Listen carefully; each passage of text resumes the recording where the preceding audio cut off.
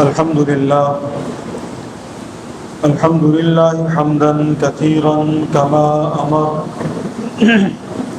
ونشهد أن لا إله إلا الله وحده لا شريك له في الخلق والأمر ونشهد أن سيدنا وسندنا ومولانا محمدا عبده ورسوله لا نبي بعده ولا رسول بعده ولا معصوم بعده ولا إمام بعده ولا أمة بعد أمته صلى الله عليه وعلى آله وأصحابه وأزواجه وذرياته وأتباعه وبارك وسلم تسليما كثيرا كثيرا أما بعد فأعوذ بالله من الشيطان الرجيم بسم الله الرحمن الرحيم لقد من الله على المؤمنين إذ بعث فيهم رسولا من أنفسهم يتلو عليهم آياته ويزكيهم ويعلمهم الكتاب والحكمة وإن كانوا من قبل لفي ضلال مبين وقال تعالى يمنون عليك أن أسلموا قل لا تمنوا علي إسلامكم بل الله يمن عليكم أن هداكم للإيمان إن كنتم صادقين صدق الله مولانا العظيم وبلغنا رسوله النبي الصادق الوعد الأمين درود پاک تلاوت فرمائیں اللهم صل على محمد وعلى آل محمد كما صليت على إبراهيم وعلى آل إبراهيم إنك حميد مجيد اللهم بارك على محمد وعلى آل محمد كما باركت على إبراهيم وعلى آل إبراهيم إنك حميد مجيد میرے انتہائی واجب الاحترام بزرگوں، دوستوں، بھائیوں، اللہ سبحانہ و تعالیٰ کی دی ہوئی توفیق سے دو آیات مبارکہ آپ حضرات کے سامنے تلاوت کی ہیں۔ اللہ جل جلالہ کی ذات، ان کی ہستی، ان کی شان، اس کا تقاضا یہ ہے اور اللہ کی سنت یہ ہے کہ جتنی بڑی ذات خدا کی ہے، خدا اپنے چھوٹوں پر اپنے احسانات بتاتا، سناتا، جتاتا نہیں ہے۔ عام طور پر معاشرے میں ہم دیکھتے ہیں کوئی بھی شخص کسی پر کوئی تھوڑی بہت مہربانی کر دے تو جس پر مہربانی ہوئی اس کو تو یاد رکھنا اس کا اخلاقی فرض بنتا ہے، لیکن جو کرتا ہے وہ لازمی یاد رکھتا ہے۔ یہ ہماری ایک انسانی خصلت ہے، عادت ہے، جو بھی اس کو کہہ لیں۔ اگرچہ احسان کو یاد رکھنا اور اس کو موقع پر جتلانا یہ اخلاق کے منافی ہے۔ اللہ کے لیے کسی پر بھلائی کر دی، کسی کے ساتھ خیر خواہی کر دی تو اس کا بدلہ اسی سے لینا ہے نا۔ تو اس موقع کی طاق اور انتظار میں ہم رہتے ہیں عام معاشرے کے اندر لوگ کہ جب کبھی موقع ملے گا تو مجھے یاد آئے گا تو یہ احسان اس کو یاد دلواؤں گا۔ اللہ کی ذات بڑی عجیب ہے، کتنی بڑی کائنات بنائی، کتنا نظام سجا دیا، کتنی مخلوقات پیدا کر دی، کتنے ہزار سال سے انسان اس دنیا میں بس رہے ہیں، جی رہے ہیں۔ 1.25 لاکھ انبیاء کرام علیہم الصلوات و تسلیمات اللہ نے بھیجے، ان کی آگے امتیں تھوڑی یا زیادہ جنہوں نے ان کی بات مانی، قبول کی، تسلیم کی۔ یہ ساری دنیا کا نظام چل رہا ہے۔ کم و بیش 7000 سال کی انسانی تاریخ ہمارے پاس لکھی ہوئی موجود ہے۔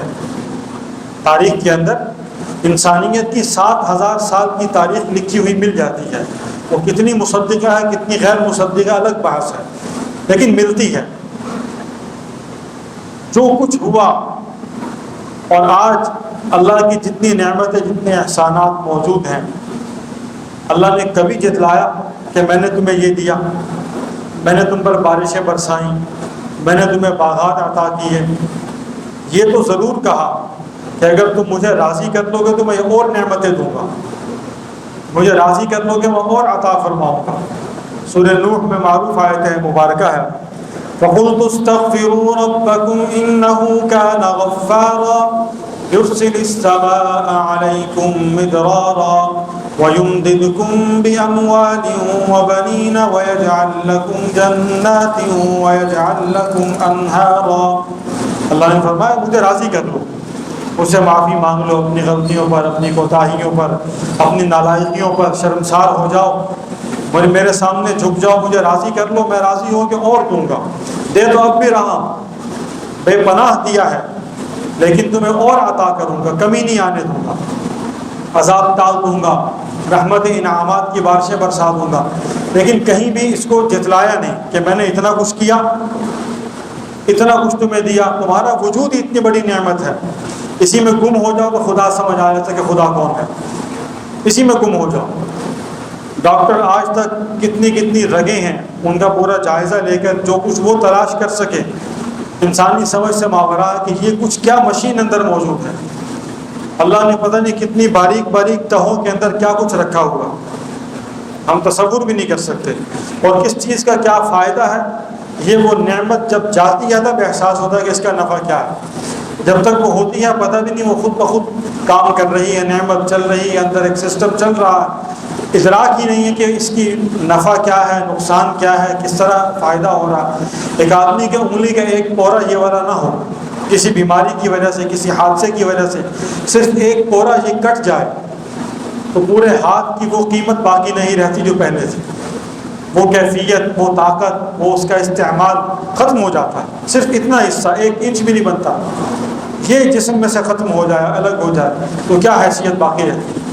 پاؤں کی انگلیوں کی اگر کیفیت ٹھیک نہ ہو، آپ کے چلنے میں گرفت ختم ہو جائے گی، آپ کی دوڑنے کی گرفت ختم ہو جائے گی، آپ دوڑتے دوڑتے گر جائیں گے، خود کو سنبھال نہیں سکیں گے۔ کبھی تصور بھی ہے کہ کیا یہ انگلیاں انسان کی بریک ہیں جو کنٹرول کرتی ہیں انسان کو؟ تصور بھی، دماغ میں یہ بات آئی بھی نہیں کبھی۔ لیکن جس کی پیدائشی انگلیاں کچھ چھوٹی ہوتی ہیں یا نہیں ہوتی، وہ عام آدمی کی طرح نہیں بھاگ سکتا، نہیں چل سکتا، بھاگے تو کنٹرول نہیں کر سکتا، گر جاتا ہے۔ کتنی نعمتیں ہیں تو آدمی شمار کرنا شروع کر دو، قرآن کہتا ہے ان تعدوا نعمت اللہ لا تحصوها، اللہ کی نعمتوں کو گننا شروع کرو تم گن نہیں سکتے۔ لیکن اللہ نے کبھی بھی نہیں جتایا کہ میں نے تم پر نعمتیں نازل کی، میں نے تم پر کوئی احسان کیا، میں نے تمہارے ساتھ کوئی بھلائی کی، کبھی نہیں کہا۔ صرف 2 باتیں اللہ نے فرمائی، قرآن کہتا ہے 2 باتیں، 2 احسانات یاد کروائے، 2 احسانات جتلائے۔ پہلا احسان کیا ہے؟ اللہ نے ارشاد فرمایا لقد من اللہ علی المؤمنین اذ بعث فیہم رسولا۔ اور کوئی احسان نہیں، کتنی زندگی دی ہے، مال دیا ہے، کاروبار دیا ہے، آسائشیں دی، آرام دیا، کچھ نہیں۔ لقد من اللہ علی المؤمنین، اللہ نے احسان کیا ایمان والوں پر جو بھیجا ان میں رسول۔ حضور صلی اللہ علیہ وسلم کی بعثت مبارکہ احسان خداوندی ہے، اس سے بڑا احسان کیا ہوگا؟ دنیا کی نعمتیں آئی ختم ہو گئی، کافر کو بھی مل گئی، مسلمان کو بھی مل گئی، نافرمان کے حصے کے اندر بھی آ گئی، فرمانبردار کے حصے کے اندر بھی آ گئی۔ لیکن رسول اللہ صلی اللہ علیہ وسلم کی ذات مبارکہ کی نعمت، یہ نعمت جس کے حصے میں آئی وہ یہاں بھی کامیاب ہے، آخرت میں بھی کامیاب ہے۔ جس نے اس نعمت کی قدر کی، جس نے اس نعمت کو نعمت سمجھا، جس نے اس نعمت کو پہچانا اور اس کو اختیار کر لیا، تو وہ اس دنیا کے اندر بھی تر گیا، آخرت میں بھی تر گیا، اس میں بھی کامیاب ہو گیا، آخرت میں بھی کامیاب ہو گیا۔ اللہ نے پہلا احسان یہ فرمایا لقد من اللہ علی المؤمنین اذ بعث فیہم رسولا۔ اور حضور علیہ الصلوۃ والسلام کی ذات اللہ نے عطا فرمائی تو صرف رسول نبی بنا کر نہیں بھیجا، قرآن تو اصول کی کتاب ہے، ایک بنیادی بات ذکر فرما دی، بنیادی بات ذکر کر دی، آگے حضور کی اور خصلتیں ہیں، آپ کے خصائص ہیں، آپ کے بہت سے کمالات ہیں، آپ کے بہت سے اعجازات ہیں، آپ کی زندگی کا ایک ایک پہلو ہے، ایک ایک عمل ہے، وہ پوری تفصیل اس بعث فیہم رسولہ کا احاطہ کیے ہوئے ہیں۔ اللہ نے رسول بھیجا تو کیسا رسول بھیجا؟ کوئی معمولی آدمی ہے، کوئی عام آدمی ہے کہ جو بھیجا آپ کے لیے؟ نہیں، اس کائنات میں بسنے والے انسانوں میں سے ایک آدمی کا انتخاب کیا پوری قیامت تک آنے والی انسانیت کی ہدایت کے لیے۔ پوری کائنات میں اس زمانے کے جتنے ذی شعور، عقل مند، دانا، سمجھدار، فلسفی، دانشور جتنے لوگ موجود تھے، ان سب میں سے اللہ نے ایک آدمی کو چنا۔ کون؟ نبی الامی الذی۔ آدمی کون چنا؟ جو لکھا پڑھا ہوا نہیں ہے، لکھا پڑھا ہوا نہیں ہے۔ یہ ترجمہ حضرت مولانا ابوالکلام آزاد رحمۃ اللہ علیہ نے کیا۔ آپ نے اپنے بڑوں سے سنا کہ ایسا نبی جو لکھا پڑھا ہوا نہیں، یہ نہیں کہ لکھنا پڑھنا جانتے نہیں، اللہ نے سکھا دیا، لکھنا بھی سکھا دیا، جاننا بھی سکھا دیا۔ حضور نے لکھائی پڑھ بھی لی۔ آپ علیہ السلام نے لکھتے ہوئے صحابہ کو روکا بھی کیوں نہیں، اس کو ایسے کر دو، اور لکھنے والوں کو بتایا کہ اس آیت کو یہاں لکھو، اس آیت کو یہاں لکھو، یہ آیت فلاں صورت میں، یہ آیت فلاں صورت میں، یہ اس کا حصہ ہے۔ آیتیں نازل مختلف مواقع پر ہوئی، ترتیب حضور خود لگوا رہے ہیں۔ کون؟ نبی الامی، ایسا نبی جو لکھا پڑھا ہوا نہیں ہے، کسی سے اس نے نہیں پڑھا، کسی سے اس نے نہیں سیکھا، اسے سکھایا کس نے؟ اللہ کی ذات نے، اللہ کی ذات نے سکھایا۔ ایسا نبی عطا کیا کہ جو کائنات میں منفرد ہے، یکتا ہے، اکیلا ہے، بالکل سب سے جدا منفرد شخصیت ہے۔ اللہ نے وہ نبی عطا فرمائے، اور ان کے کمالات میں اور کیا کہ نبی بھی ہیں، رسول بھی ہیں، اور اللہ کے آخری نبی بھی ہیں، اللہ کے آخری نبی بھی ہیں۔ 1.25 لاکھ نبیوں میں سے یہ اعزاز کسی کو حاصل نہیں ہوا، یہ اعزاز کسی کو حاصل نہیں ہوا کہ وہ نبی ہو، رسول بھی ہو، اور اس کے ساتھ وہ آخری یعنی خاتم النبیین بھی ہو۔ یہ اعزاز نہیں ملا۔ حضور صلی اللہ علیہ وسلم کو اللہ نے نبی بھی بنایا، رسول بھی بنایا، اور اس کے ساتھ آپ نے خود ارشاد فرمایا، اللہ نے مجھے کچھ خصوصیات ایسی عطا فرمائیں جو سابقہ نبیوں کو اللہ نے نہیں دی، سابقہ نبیوں کو اللہ نے نہیں دی۔ 6 باتیں آپ صلی اللہ علیہ وسلم نے خود کہہ کر گنی، ان میں سے ایک بات فرمائی، وَخُتِمَ بِيَ النَّبِيُّونَ، اللہ نے مجھے خاتم النبیین بنایا، نبیوں میں آخری بنایا، نبیوں کا ختم کرنے والا بنایا، میرے بعد قیامت کی صبح تک اب اور کوئی نبی اور رسول نہیں آئے گا۔ دوسرا احسان کیا فرمایا جسے اللہ نے جتایا؟ یمنون علیک ان اسلم، یہ کفار و مشرکین جو منافقین کے روپ میں مسلمانوں میں داخل ہوتے ہیں، اور مسلمانوں میں داخل ہونے کے بعد کہتے ہیں کہ ہم نے احسان کیا ہے کہ ہم مسلمان ہوئے، ہم نے احسان کیا کہ ہم مسلمان ہو گئے۔ اللہ فرماتے ہیں لا تمنوا علی اسلامکم، لا تمنوا علی اسلامکم، تمہارے اسلام لانے سے مجھ پر کوئی احسان نہیں تمہارا۔ تم اسلام لے آئے ہو، تم نے کلمہ پڑھ لیا، تم نے خدا کو مول خرید لیا، جب خدا تمہارا پابند ہو گیا، ایسا کچھ نہیں ہے، خدا تمہارا بالکل پابند نہیں ہے، تم نے خدا پر کوئی احسان نہیں کیا۔ بل اللہ یمن علیکم ان ہداکم للایمان، بلکہ اللہ نے تم پر احسان کیا کہ تمہیں ایمان کی نعمت سے نوازا، تمہیں ہدایت کا راستہ دکھایا۔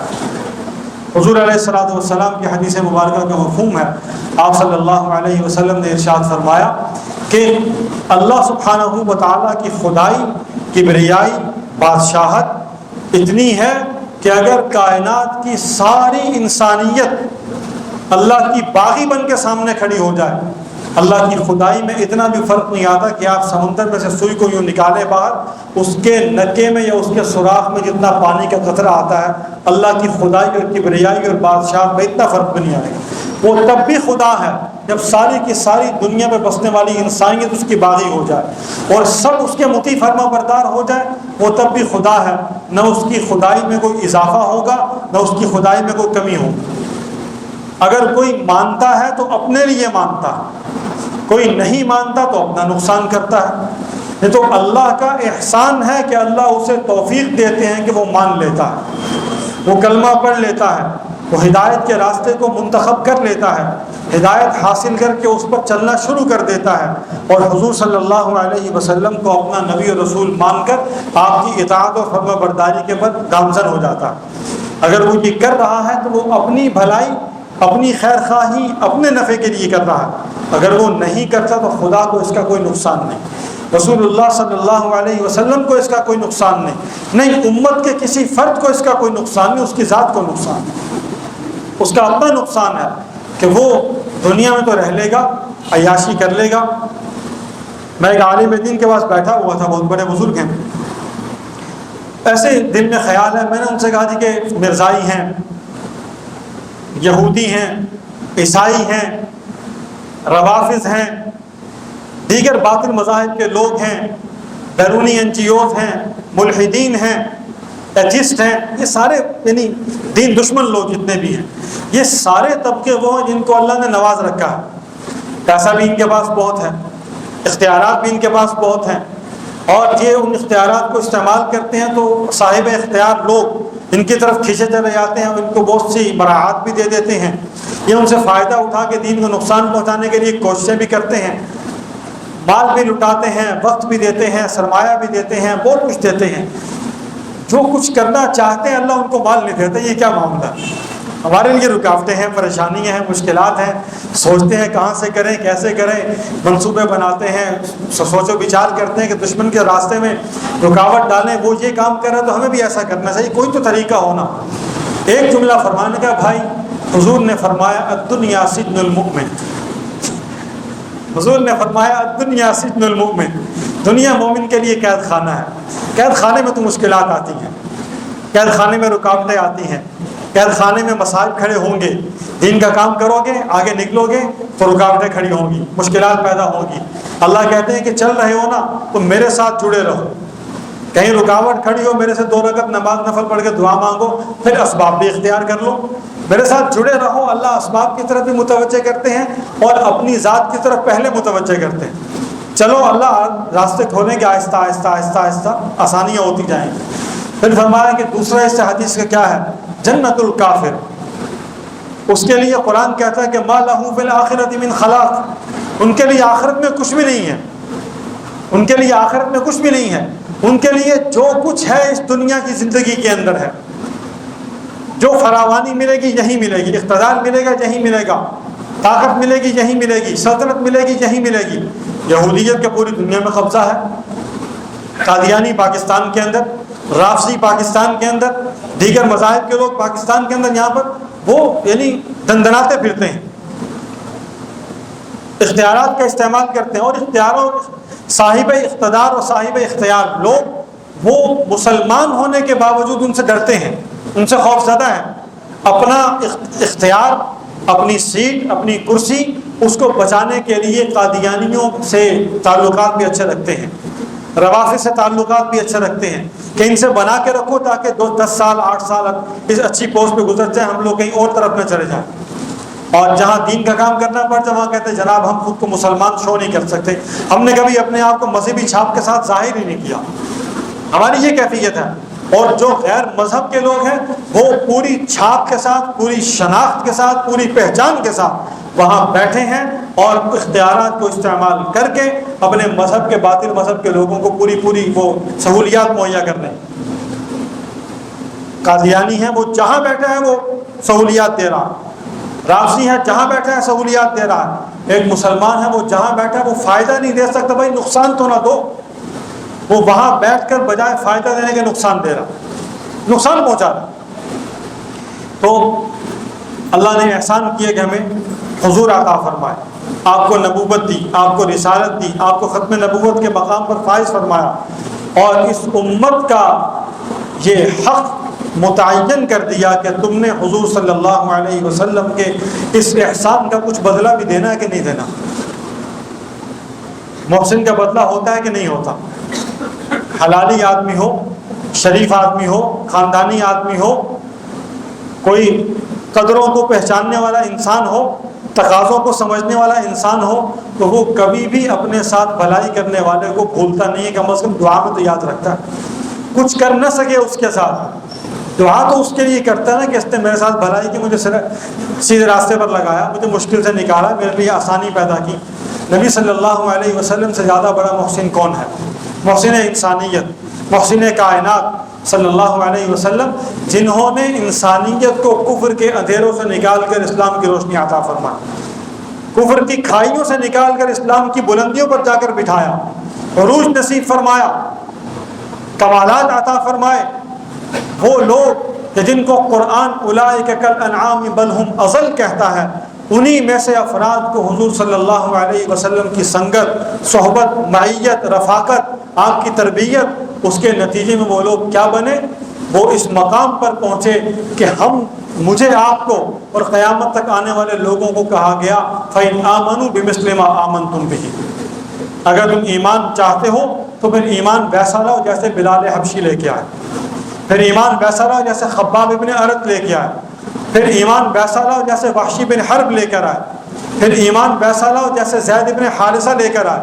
یہ غلامی میں رہنے والے لوگ تھے، یہ بیچارے یعنی انسانیت کے طبقات میں سے نچلے ترین طبقے کے لوگ تھے، اور جب انہوں نے محمد رسول اللہ صلی اللہ علیہ وسلم کو نبی مانا، رسول مانا، سچا مانا، آپ کی معرفت کو حاصل کیا، آپ کی تربیت کو حاصل کیا، آپ کی نگاہ نبوت سے انہوں نے وہ نور اپنے قلوب و اذہان کے اندر یعنی جذب کر لیا، تو پھر اللہ نے حکم دیا کہ بلال کو بیت اللہ کی چھت پہ کھڑے ہو کے کہو کہ اذان دے، بلال سے کہو کہ اب یہ اذان دے گا۔ ابو بکر کو نہیں کہا، عمر کو نہیں کہا، خاندانی شرافت نہیں ہے، خاندانی مقام و مرتبہ نہیں ہے، حسب نسب نہیں ہے، ایمان ہے، ایمان ہے۔ بتایا کہ دین اسلام نے محمد رسول اللہ خاتم النبیین صلی اللہ علیہ وسلم نے اس فرق مراتب کو بھی ختم کر دیا ہے۔ قرآن نے کہا اِنَّا خَلَقْنَاكُم مِّن ذَكَرٍ وَأُنثَىٰ وَجَعَلْنَاكُمْ شُعُوبًا وَقَبَائِلَ لِتَعَارَفُوا، صرف اور صرف تمہارے تعارف کے لیے پہچان۔ کوئی سید زیادہ ہے، اگر وہ کتے لڑاتا ہے تو اس کے لیے محمد رسول اللہ کے خاندان سے ہونا کوئی اعزاز نہیں، اس نے اس اعزاز کا کیا فائدہ اٹھایا؟ کیا یہی اعزاز اس کو بخشوا دے گا؟ وہ ریچھ لڑائے، وہ سور لڑائے، وہ شراب پیے، وہ حرام کاری کرے، وہ اڈے چلائے، وہ جائز ہو جائے گا سب اس کے لیے؟ وہ سود کھائے، وہ اقتدار کی راہداریوں میں بیٹھ کر اپنے حسب و نسب کی یعنی وہ چھاپ ساتھ لے کے اس کے بعد جو کچھ مرضی کرے، لوگوں کی نوکریاں وہ 10-10 لاکھ روپے لے کر اپنے دور اقتدار کے اندر لوگوں کی نوکریاں لگوائیں اور بھتہ وصول کرے اور رشوت لیں، تو صرف سید ہونے سے وہ کامیاب ہو جائیں گے؟ خاندان رسول کے ہونے سے وہ کامیاب ہو جائیں گے؟ کس طرح ہوں گے؟ یہ نسبت بھی اعمال کے ساتھ مؤثر ہے، یہ نسبت بھی اعمال اور ایمان کے ساتھ مؤثر ہے، ایمان نہیں ہے تو کچھ نہیں ہے۔ تو حضور صلی اللہ علیہ وسلم کا احسان ہے، ہم پر اس احسان کا تقاضا کیا ہے؟ ہم پر اس احسان کا تقاضا کیا ہے؟ اس احسان کا تقاضا یہ ہے کہ حضور صلی اللہ علیہ وسلم کی ذات کی خدمت کی جائے، آپ کی ذات کی خدمت کی جائے، آپ کے منصب پر پہرا دیا جائے، آپ کی نبوت و رسالت کا تحفظ کیا جائے۔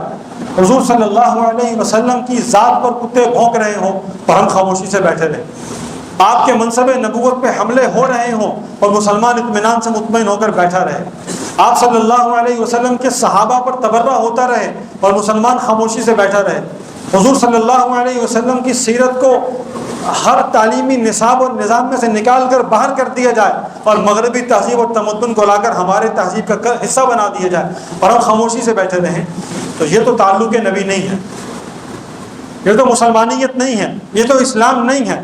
آپ اپنا گورنمنٹ کا نصاب تعلیم اٹھا کر دیکھ لیجئے، کیا اس میں اسلام موجود ہے اس وقت؟ کیا اس میں محمد رسول اللہ صلی اللہ علیہ وسلم کی سیرت موجود ہے؟ سیرت کے کتنے پہلو موجود ہیں اور کس حد تک موجود ہیں؟ کتنے فیصد پڑھائی ہے اس کے اندر سیرت؟ بھائی کاروبار تو سیکھ لیں گے، اکاؤنٹ پڑھ لیں گے، ریاضی آ جائے گی، جغرافیہ آ جائے گا، فلسفہ آ جائے گا، سائنس آ جائے گی، ٹیکنالوجی سیکھ لیں گے، سب کچھ آ جائے گا، لیکن محمد رسول اللہ کے ساتھ رشتہ نہیں آئے گا، رشتہ نہیں جڑے گا، تعلق قائم نہیں ہوگا، حضور کی محبت دل میں جاگزی نہیں ہوگی، آپ کی سیرت سے تعلق نہیں جڑے گا، آپ کے خاندان اور آپ کے صحابہ کے ساتھ رشتہ استوار نہیں ہوگا محبت کا۔ یہ محنت کی جا رہی ہے ان تعلیمی اداروں کے اندر جنہیں تعلیم کے نام سے منسوب کیا جاتا ہے، وہاں تعلیم نہیں ہے، وہاں ہماری نسل نو کا قتل عام ہو رہا ہے، ان کے دین کا قتل ہو رہا ہے، ان کی تہذیب کا قتل ہو رہا ہے، ان کے ایمان کا قتل ہو رہا ہے، ان کی روایات کو قتل کیا جا رہا ہے، ان کے اسلامی تہذیب، اسلامی تمدن، اسلامی کلچر، خاندانی نظام، یہ سب کچھ ختم کیا جا رہا ہے، اور کہا جا رہا ہے جناب آپ ہیں بس جو ہیں، باقی اور کوئی نہیں ہے۔ باپ کا اختیار نہیں کہ وہ تمہیں کچھ کہہ سکے۔ نبی کہتا ہے نہیں، باپ تمہارا ہے، وہ چاہے تو تمہارے مال میں سے بغیر پوچھے بھی لے لے، تمہیں اختیار نہیں کہ تم کچھ کہہ سکو۔ اتنا اختیار دیا دین نے باپ کو۔ ایک صحابی نوجوان تھے، حضور صلی اللہ علیہ وسلم کی خدمت میں حاضر، یا رسول اللہ کماتا میں ہوں، میرا باپ میرے سے پوچھے بغیر اٹھا لیتا، میرے والد میرے سے پوچھے بغیر لے لیتے ہیں۔ حضور نے ان کے والد گرامی کو بلا لیا، وہ بھی صحابی تھے، اسے ایسا ہی ہے؟ عرض کی یا رسول اللہ بالکل ایسے، میں اس کا باپ ہوں، میں اسے پوچھے بغیر بھی لے لیتا ہوں۔ آپ نے یہ نہیں کہا کہ تم غلط کرتے ہو، آپ نے اس نوجوان سے کہا انت ومالک لابیک، تو اور تیرا مال تیرے باپ کے لیے، تو اور تیرا مال تیرے باپ کا ہے۔ ہاں یہ اخلاقیات میں سے ضرور ہے، اس کے فرائض میں شامل نہیں ہے۔ بدگمانی، دوریوں کو ختم کرنے کے لیے اگر باپ بھی کہہ دے کہ یا پوچھ لے یا بتا دے، بتا دینا چاہیے۔ اگر وہ بغیر بتائے بھی کچھ لے لے تو اتنا اختیار تو اس کو بھی دین نے دیا۔ ہم کہتے ہیں جناب ہمارا ہے، آپ بیتی پڑھیے اٹھا کے شیخ الحدیث مولانا محمد زکریا رحمۃ اللہ علیہ، جن کے فضائل اعمال ہر مسجد میں پڑھائی جاتی ہے، سنائی جاتی ہے، کبھی ان کی زندگی کے واقعات کو پڑھیں، ان کے والد گرامی نے ان کی کیسی تربیت کی۔ میرا باپ ایسے ہوتا میں گھر سے بھاگ جاتا، ہم میں سے کسی کے والد ایسے سخت ہوتے ہم گھر چھوڑ کے بھاگ جاتے، باغی ہو جاتے، نکل جاتے۔ وہ ایک مرتبہ اپنے ننیال میں گئے، ان کے والد صاحب چھوڑ کے آ گئے اور اچانک لینے کے لیے پہنچ گئے۔ مقصد کیا تھا کہ دیکھو تو صحیح کہ ننیال نے کتنا بگاڑا ہے میرے بچے کو، کتنا بگاڑ رکھا ہے، میں نے اس کو کنٹرول میں رکھا تھا، انہوں نے کتنا بگاڑ رکھا ہے۔ حضرت وہاں تشریف لے گئے، جب وہاں پہنچے تو مولانا لکھتے ہیں کہ میں پریشان ہو گیا کہ ابا جی کہاں آ گئے اچانک۔ تو خیر ہمارے گھروں کے اندر راستے سے خواتین کے آنے جانے کے لیے 2-3 گھر ساتھ تھے خاندان کے، تو اندر سے ہم لوگ دوسرے گھر میں پہنچے، ابا جی کو بٹھایا، آرام کریے۔ میں نے عرض کیا مجھے میری نانی جان نے کڑھائی کر کے بہت خوبصورت سا تکیہ بنوا کر دیا تھا۔ میں عرصے بعد ملنے گیا، بچہ تھا، تو بچے کی حوصلہ افزائی کی مجھے میری نانی جان نے بڑا خوبصورت سا ایک تکیہ بنوا کر دیا۔ تو میں وہ تکیہ لے کر گیا، میں نے کہا ابا جان یہ میرا تکیہ ہے، آپ کو دے دوں، میں اپنا تکیہ آپ کو دے دوں؟ تو انہوں نے کہا اچھا تو ابھی سے میرا بھی ہو گیا، ابھی تو میں زندہ ہوں، ابھی تو میں زندہ ہوں اور ابھی سے میرا بھی ہو گیا، مطلب کہ یعنی یہ ہے تربیت کہ باپ موجود ہے تو اس کا مطلب ہے کہ باپ کی سرپرستی سے فائدہ اٹھاؤ، اس سے سیکھو، اس کی تربیت میں رہو، اور اگر وہ کچھ لے لیتا ہے تو اس پہ شکلیں مت بناؤ، یہ دین سکھاتا ہے۔ ہمارے ہاں تو سب کچھ ختم ہو گیا، باپ کے جانے کے بعد احساس ہوتا ہے کہ کتنی بڑی نعمت چھن گئی، جب موجود ہو تو تھوڑی سی سختی کرتے تو ہم پریشان ہو جاتے ہیں۔ خیر بات دوسری طرف چلی گئی۔ حضور صلی اللہ علیہ وسلم کا احسان، اور اس احسان کا تقاضا کیا کہ آپ صلی اللہ علیہ وسلم کی نبوت اور رسالت کا تحفظ کیا جائے، آپ کی ذات کا تحفظ کیا جائے۔ سوال دماغ میں آئے گا کہ ذات کا تحفظ کیسے ہو سکتا ہے؟ صحابہ اکرام رضوان اللہ تعالی علیہم اجمعین نے حضور علیہ الصلوۃ والسلام کی ذات کا تحفظ کیا، آپ موجود تھے، آپ موجود تھے، صحابہ نے آپ پر پہرہ دیا، آپ پر حملہ ہوا، صحابہ نے حملوں کو اپنے اوپر برداشت کیا، خود زخمی ہوئے، حضور کو بچایا، اس کے باوجود بھی آپ صلی اللہ علیہ وسلم احد میں زخمی ہوئے، آپ کے دندان مبارک شہید ہوئے، آپ کے رخسار کے اندر خون جو تھی اس کی کڑیاں گڑ گئیں، اس کے اندر خون آلود ہوئے، حضور کپڑے خون سے رنگین ہوئے، طائف کے اندر آپ کی پشت پوری خون و خون ہو گئی، آپ کے جوتے خون سے بھر گئے، آپ پر صحابہ کرام نے پہرا دیا، ذات کا تحفظ بھی کیا۔ یاد رکھیے حضور علیہ الصلوۃ والسلام کی ذات کا تحفظ آج بھی ہو سکتا ہے۔ آپ کی ذات پر حملہ کرنے والے ہر اس شخص کے راستے میں جب رکاوٹ بنیں گے تو آپ حضور کی ذات کا پہرا دے رہے ہیں۔ آپ حضور کے منصب ختم نبوت پر حملہ کرنے والے ہر اس طبقے کے راستے میں جب رکاوٹ کھڑی کریں گے تو اس کا مطلب ہے کہ آپ حضور علیہ الصلوۃ والسلام کی ختم نبوت پر پہرا دے رہے ہیں۔ آپ کے منصب رسالت پر پہرا دے رہے ہیں، آپ کے منصب عصمت پر پہرا دے رہے ہیں۔ جب کوئی شخص یہ کہے گا کہ محمد رسول اللہ کے بعد اور بھی معصومین ہیں تو یہ مسلمانوں کا عقیدہ نہیں ہے، اور جو اس کے خلاف بولے گا، اس کے خلاف لکھے گا، اس کے خلاف کہے گا، وہ یقیناً ان لوگوں کی صف میں شامل ہے جنہوں نے حضور علیہ الصلوۃ والسلام کی عصمت پر پہرا دیا۔ یہ محنت ہے، اور یہ محنت کب سے ہو رہی ہے؟ صحابہ اکرام کے زمانے سے۔ حضور کے انتقال کے بعد صدیق اکبر رضی اللہ تعالیٰ عنہ نے اس محنت کو مجتمع کیا، اس محنت کو یکجا کیا، اس پر صحابہ کا اجماع ہوا، اور عقیدہ ختم نبوت، عقیدہ ناموس رسالت، عقیدہ عصمت، عقیدہ امامت، اس پر پہرا دیا کہ امام بھی نبی ہیں، امام بھی معصوم بھی حضور ہیں، رسول بھی حضور ہیں، نبی بھی حضور ہیں، خاتم النبیین بھی حضور ہیں۔ یہ سارے عہدے اور منصب صرف محمد الرسول اللہ صلی اللہ علیہ وسلم کی ذات کے ساتھ مخصوص ہیں۔ اس کے ما سوا کسی اور کو ان معنوں میں امام کہنا کہ جن معنوں میں محمد الرسول اللہ امام ہے، یہ کفر ہے، یہ نبوت کے اوپر حملہ ہے، یہ حضور کی ختم نبوت کے منافی ہے۔ حضور علیہ الصلوۃ والسلام کے بعد کسی کو معصوم کہنا کسی بھی معنی میں، اس لیے کہ معصوم ہوتی ہی نبی کی ذات ہے، یہ حضور کے منصب نبوت اور رسالت پر حملہ ہے۔ ایک نہیں، کئی عنوانات ہیں اس حوالے سے۔ اس سلسلے میں عقیدہ ختم نبوت کا تحفظ حضرات صحابہ اکرام نے کیا۔ پہلا مدعی نبوت جس نے حضور صلی اللہ علیہ وسلم کی حیات مبارکہ کے اندر دعوی نبوت کر دیا، حضور سے کہا کہ میں نبی ہوں۔ آپ جرت دیکھیں، اس شیطان کی جرت دیکھیں، اس نے حضور صلی اللہ علیہ وسلم سے کہا کہ میں نبی ہوں۔ ہم مل جل کے نبوت چلاتے ہیں، نہیں، آپ مجھے آخری میں کہا کہ آپ مجھے صرف اور صرف اپنے قبیلے کا نبی بننے کی اجازت تو دے دیں۔ آپ صلی اللہ علیہ وسلم کے ہاتھ میں ایک چھڑی تھی، آپ نے اٹھائی، آپ نے کہا کہ اس کے اندر بھی شراکت قبول نہیں ہے، اور تو اور رہا، اس چھڑی کے اندر بھی شراکت قبول نہیں ہے، اتنی بھی نبوت کے اندر شراکت نہیں ہے، نبوت صرف اب میری محمد کی ہی رہے گی قیامت کی صبح تک، اور کسی کی نبوت نہیں، قیامت کے بعد تک بھی جنت کے اندر بھی اگر کسی مذہب اور دین پہ عمل ہوگا تو محمد رسول اللہ کی شریعت پہ عمل ہوگا، اب کسی اور کی نبوت نہیں ہے، باقی سب نبوتیں ختم ہو گئی۔ حضور علیہ الصلوۃ والسلام کی نبوت منسوخ نہیں ہوگی، یہ ناسخ ہے باقی ساری شریعتوں کی، یہ کتاب ناسخ ہے باقی ساری کتابوں کی۔ تورات منسوخ، انجیل منسوخ، زبور منسوخ، قرآن باقی ہے، قرآن ناسخ ہے، باقی تمام انبیاء کی نبوتیں ختم ہو گئی، محمد رسول اللہ کی نبوت آج بھی ہے، قیامت تک رہے گی۔ آپ صلی اللہ علیہ وسلم نے فرمایا میں اس وقت بھی نبی تھا۔ صحابہ نے پوچھا یا رسول اللہ صلی اللہ علیہ وسلم آپ کو نبوت کب ملی، آپ کب سے نبی بنے؟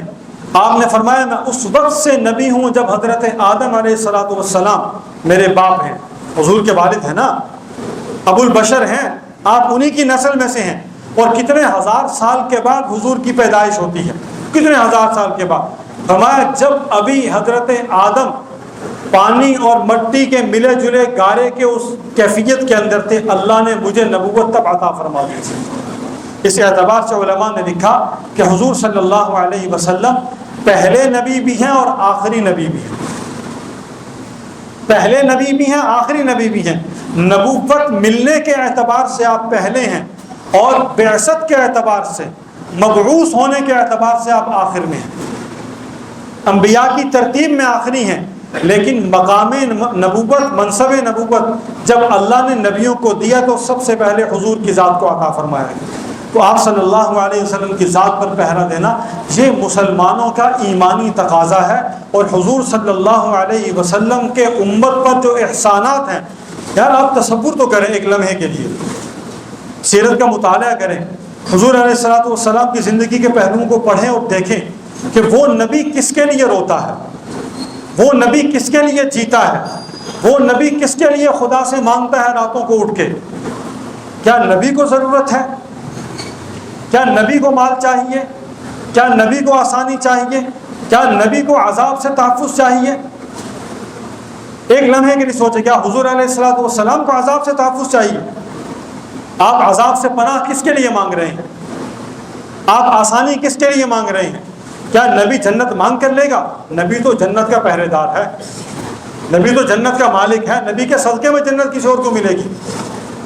نبی کے لیے تو اعلان ہو چکا، تو حضور اپنی 23 سالہ زندگی نبوت اور رسالت کی کس کے لیے تڑپتے رہے، کس کے غم میں ہلکان ہوتے رہے، کس کے لیے پریشان ہوتے رہے؟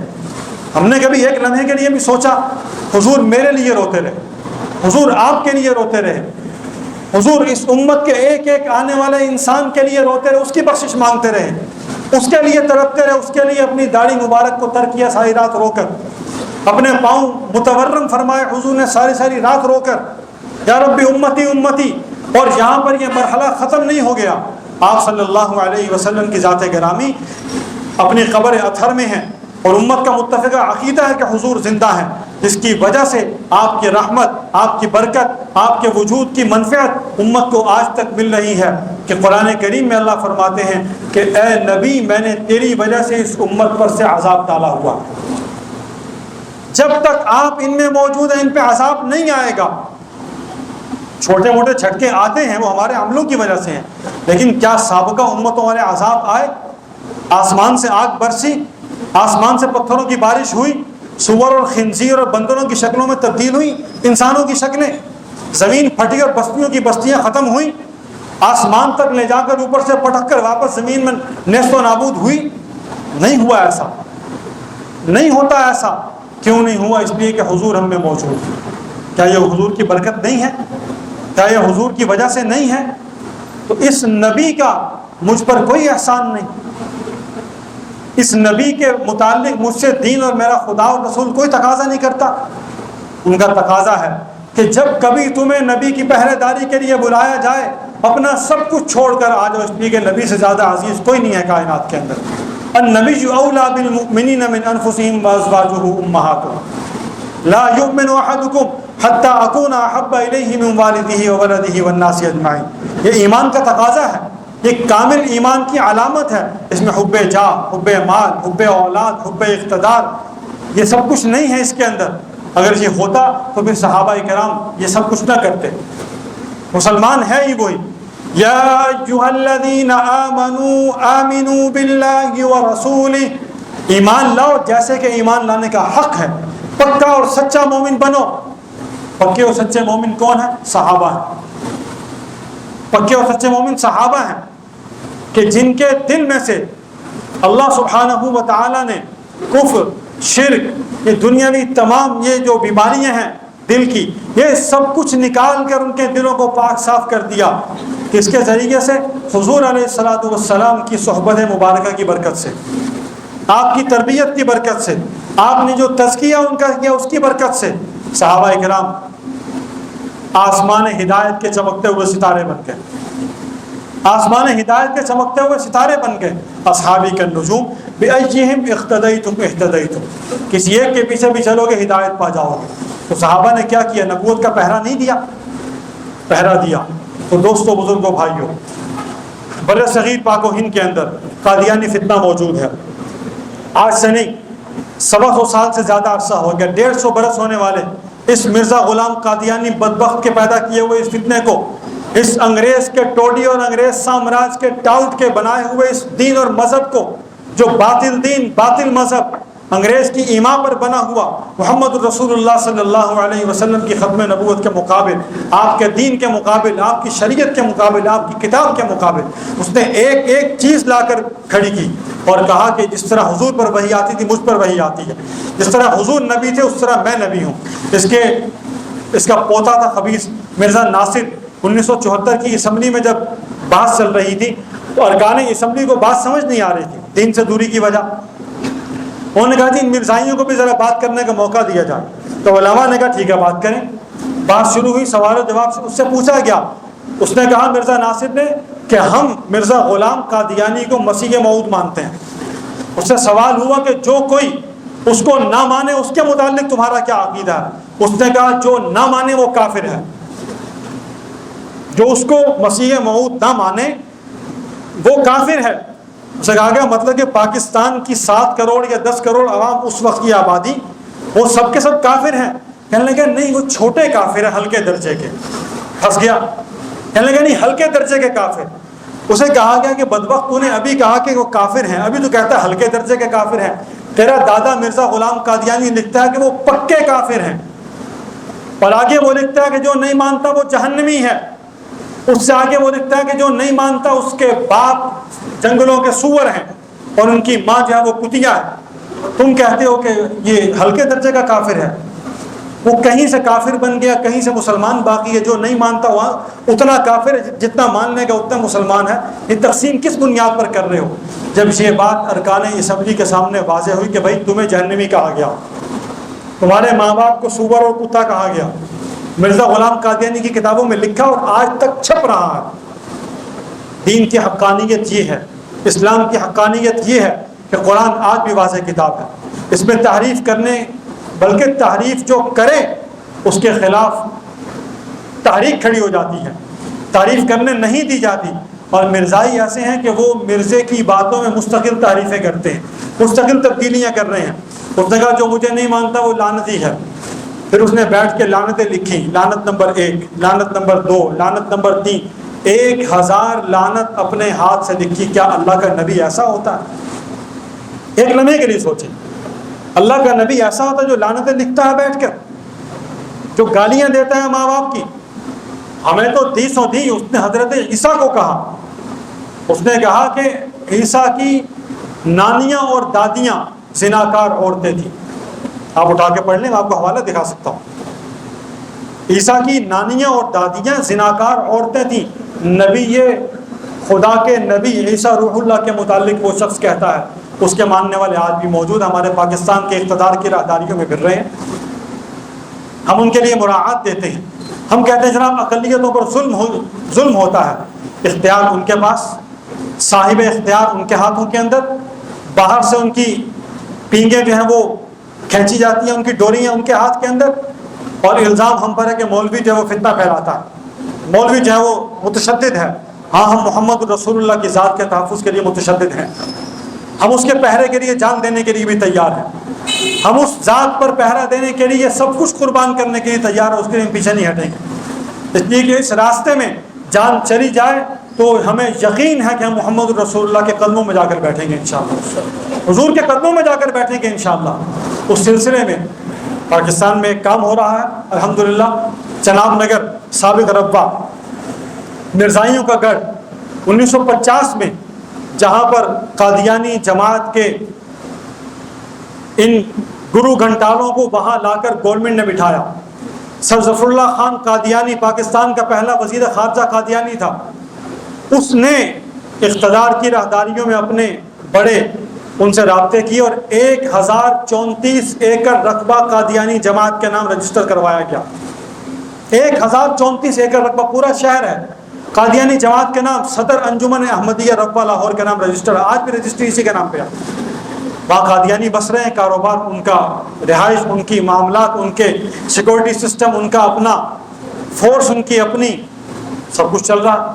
ہمارا وہاں پہ تھانہ ایک نکر میں بنا ہوا, جو بے اختیار وہاں چھپ کر کے بیٹھے ان سے بھتہ کھا رہے ہیں. بس مرزائی دعوتیں بھیجتے ہیں, مرزائی کھانا بھیجتے ہیں, ہماری پولیس بیٹھ کے کھانا کھاتی ہے.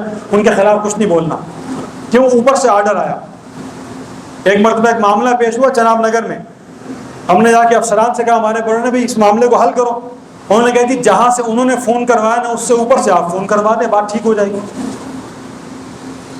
باقاعدہ جواب تھا کہ جہاں سے انہوں نے فون کروایا ہے اس سے اوپر فون آپ کروا دیں, ہم اس مسئلے کو دوبارہ ویسے کر دیں گے. ہم تو مجبور ہیں, ہماری نوکری کا مسئلہ پیٹی اتر جائے گی, ہم کہاں جائیں گے, ہمارے بچے بھوکے ہیں. یہ جواب ملتا آگے سے. اتنے مضبوط ہیں وہ, اور دشمن یہ سارے سوچ استعمال کرتا. اس چناب نگر میں گزشتہ 51 سال سے الحمدللہ مجلس احرار اسلام کا ایک مرکز قائم ہے. ہمارے بڑوں نے وہاں جا کر قربانیاں دی, گرفتاریاں دی, محنت کی, مرکز قائم کیا, مدرسہ, مسجد, سکول, مسلم ہسپتال کے نام سے ایک سسٹم قائم کیا. الحمدللہ گزشتہ 4 سال میں 15,000 کے قریب مریضوں کا اس ہسپتال میں علاج ہوا, صرف اور صرف فری میڈیکل کیمپ کے ذریعے. اور ایک ڈاکٹر روزانہ کی بنیاد پر بیٹھتے ہیں, 5-10 مریض چیک ہو جاتے ہیں, بس ان کی مختصر سی دوا کی فیس ہے. ایک محنت وہاں چل رہی ہے. قادیانیوں کے 4 ہسپتال موجود ہیں. کیا مسلمانوں کا یہ حق نہیں کہ وہاں مسلمانوں کا ہسپتال ہونا چاہیے تاکہ مسلمان قادیانیوں سے بچ جائے؟ مسلمانوں کا اچھا سکول ہونا چاہیے تاکہ مسلمانوں کے بچے مرزائیوں کے پاس نہ جائیں؟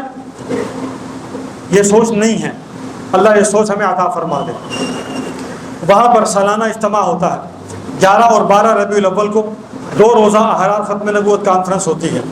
یہ انشاءاللہ آئندہ منگل اور بدھ جو آ رہا ہے اگلے 3 دن کے بعد انشاءاللہ آپ سب سے پہلا کام دعا کریں گے. سب سے پہلا کام دعا کریں گے. دشمن کے شہر میں جانا ہے.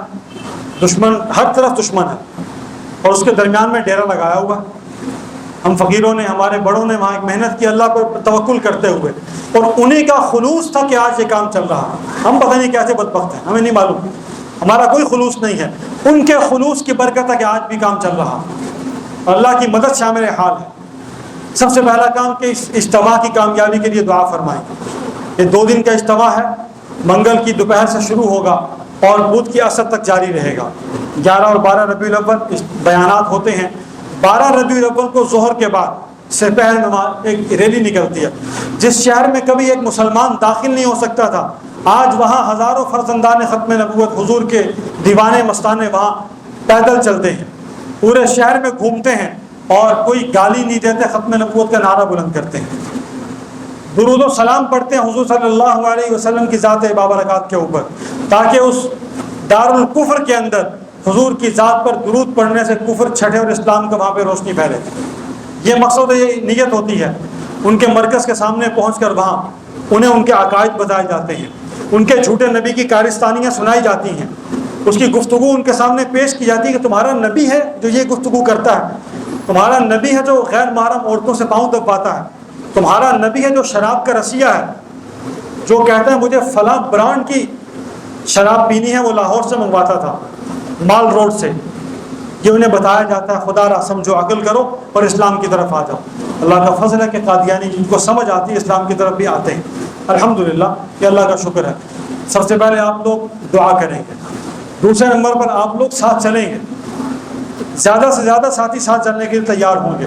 یہاں سے انشاءاللہ منگل کی شام کو قافلہ جاتا ہے. بدھ ویسے چھٹی ہے, سرکاری چھٹی ہے, کوئی کام نہیں ہے. ہم حضور علیہ الصلوۃ والسلام کے لیے 1 دن کا سفر, 1 دن کی تھکن, 1 دن کی گرمی, 1 دن کی پیاس تھوڑی سی, یا 1 دن کا کچھ چلنا, اس کو برداشت نہیں کر سکتے. میں نے بتایا کہ حضور نے ہمارے لیے کیا برداشت کیا. ایک لمحے کے لیے یہ ذہن میں لے آئیں, پھر سوچ لیں کہ حضور نے میرے لیے کیا کچھ برداشت کیا, اور میں حضور کے لیے 1 دن گرمی کے اندر پیدل چلنا یا اس اجتماع میں شریک ہونا برداشت نہیں کر سکتا, تو میرا محمد رسول اللہ سے کیسا تعلق ہے, میں اس کا جائزہ خود ہی لے لوں, میں اس کا اندازہ خود ہی لگا لوں کہ میرا تعلق کتنا ہے حضور سے. کوئی شرعی مجبوری ہو بہت الگ بات ہے, گھر میں سے کوئی ایک آدمی تو نمائندہ ہو جائے, سارے مت آؤ, سارے مت جائیں, گھر میں سے کوئی ایک تو نمائندگی ہو. 1 دن کے لیے, صرف 24 گھنٹوں کے لیے. بدھ کی رات یہیں واپسی آپ کو اتاریں گے اسی مرکز میں, یہیں سے قافلہ جائے گا, واپسی یہیں ہوگی. جو نام لکھوانے ہوں وہ نماز کے بعد دفتر میں نام لکھوا دیں, اپنے کرایہ پوچھ لیں, اور اس میں حصہ شامل کر کے وہاں لازمی شریک ہو. انشاءاللہ کوشش کریں گے نا جی, زیادہ سے زیادہ احباب جو پہلے جاتے ہیں وہ ہر صورت جائیں, مزید دوستوں کو تیار کر کے لے کر جائیں. تیسری بات یہ ہے کہ اس کانفرنس کے اخراجات ہوتے ہیں. اجتماع ظاہر 70-80 لاکھ روپے کا خرچ ہے.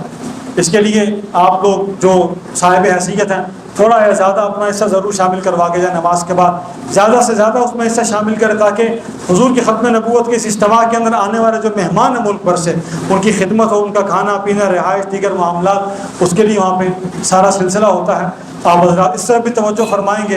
جو ساتھی نماز کے بعد اس حوالے سے ملنا چاہے ضرور ملیں, اور اس کام میں اپنا حصہ ضرور شامل کر کے جائیں. وآخر دعوانا الحمدللہ رب العالمین.